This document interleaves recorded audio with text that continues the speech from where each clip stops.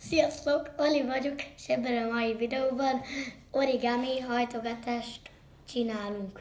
Kell hozzá olló, 2 ceruza, egy fekete és egy sárga, meg egy ragasztó, hogyha ti használjátok.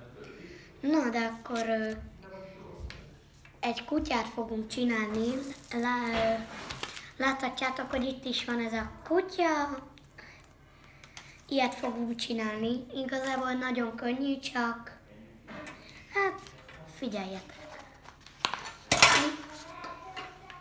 Így félbehajtod először. Így, aztán ollóval.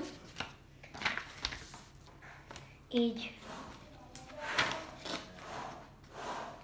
elvágod.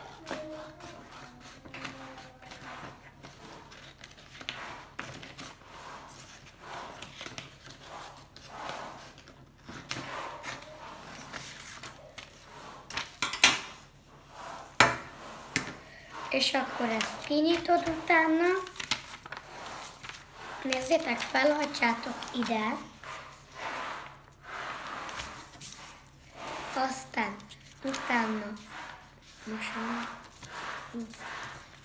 utána így megcsináljátok.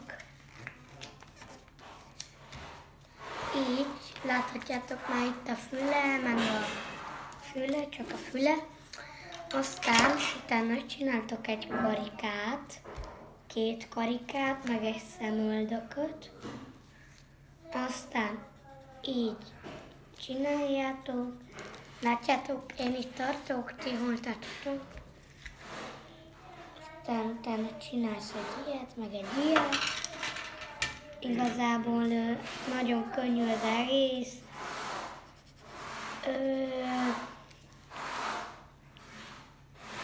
Mindjárt készen vagyunk. Már csak le kell ragasztani ragasztóval. Amúgy ezzel a színessel csináltam meg ezzel, és már csak annyi a teendő, hogy leragasztjuk.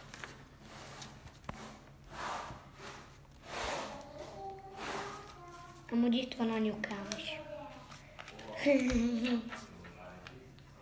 Ja, még nem vagyunk kész, mert itt még fel kell hajtani. És akkor én megcsinálom.